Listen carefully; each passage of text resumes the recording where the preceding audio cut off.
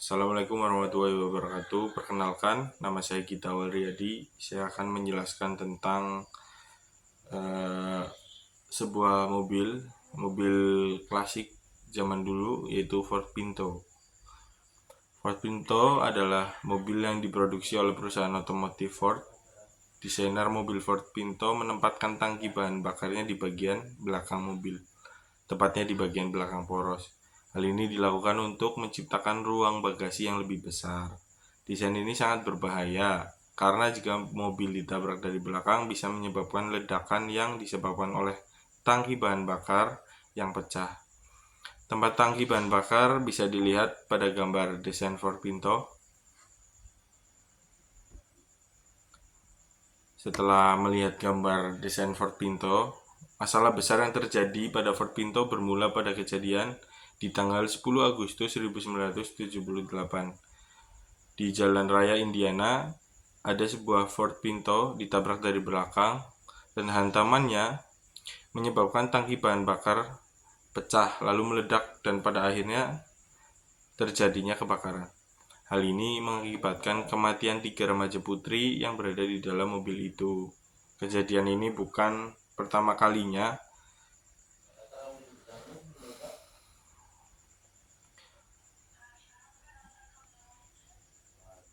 terjadi akibat tabrakan dari belakang. Dalam 7 tahun sejak peluncuran Pinto, sudah ada 50 tuntutan hukum yang berhubungan dengan tabrakan dari belakang. Meskipun demikian, untuk kejadian kali ini Ford dituntut di pengadilan kriminal akibat adanya penumpang yang tewas. Dapat kita lihat pada kasus ini dari pihak desainer dan pihak Ford secara keseluruhan tidak memikirkan dampak berbahaya yang dapat terjadi.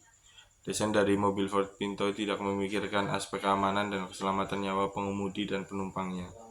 Rasa dilema yang terjadi pada desainer yang mengajarkan mobil Ford Pinto adalah menyeimbangkan keselamatan pengemudi dan juga kebutuhan untuk memproduksi Pinto dengan harga yang dapat bersaing di pasar. Mereka harus berusaha menyeimbangkan tugas mereka kepada publik dan juga tugas mereka kepada atasan. Akhirnya usaha Ford untuk yang awalnya ingin menghemat beberapa dolar dalam biaya produksi malah mengakibatkan mereka harus mengeluarkan jutaan dolar untuk membela diri dari tuntutan hukum dan membayar ganti rugi kepada pihak korban. Tentu saja ada kerugian yang terjadi pada sisi penjualan. Mereka harus kehilangan penjualan akibat publisitas buruk dari persepsi publik bahwa Ford tidak merancang produknya untuk keamanan pengendara karena sangat sulit kalau sebuah institusi lebih mengutamakan keuntungan dan juga pengeluaran perusahaan daripada keselamatan nyawa manusia. Sebelum mobil Ford Pinto dipasarkan, pihak perusahaan sudah mengetahui jika desain mobil yang mereka produksi berbahaya. Namun Ford lebih memilih untuk membayar biaya ganti rugi kematian daripada mendesain ulang tangki bahan bakar. Karena mereka rasa akan membutuhkan biaya yang lebih besar untuk mendesain ulang tangki bahan bakar. Etika hendaknya diterapkan dalam bisnis dengan menunjukkan bahwa etika konsisten dengan tujuan bisnis, khususnya dalam mencari keuntungan. Jika perusahaan Ford memperhatikan keselamatan pengemudi dalam produksi Ford Pinto, perusahaan Ford tidak akan mengeluarkan biaya tambahan untuk memberikan ganti rugi pada korban kecelakaan. Dalam pengerjaan teknis perancangan dan pembuatan sebuah mobil Ford Pinto, terjadi juga pelanggaran kode etik seorang insinyur atau engineering, yaitu pada saat itu membuat keputusan yang konsisten terhadap keselamatan, kesehatan, dan kesejahteraan publik, serta menghindari sekaligus menyungkap faktor-faktor yang membahayakan publik dan lingkungan. Dalam bidang otomotif ada etika engineering dan etika bisnis yang mengikat dan harus ditaati. Kesuksesan suatu perusahaan besar dituntut dari hal-hal seperti kepercayaan, nama baik perusahaan, produk yang berkualitas, dan tentunya ketahanan terhadap persaingan dengan kompetitor. Dalam kasus mobil Ford Pinto, keputusan bisnis yang dibuat untuk memenangkan persaingan dengan kompetitor telah mengabaikan kepercayaan, nama baik perusahaan, kualitas produk dengan mengabaikan etika-etika dasar dalam berbisnis yang seharusnya ditaati. Kasus Ford Pinto tidak akan terjadi jika kebijakan bisnis untuk mendapatkan keuntungan yang lebih besar dengan mengorbankan keamanan dan keselamatan tidak diambil oleh Ford.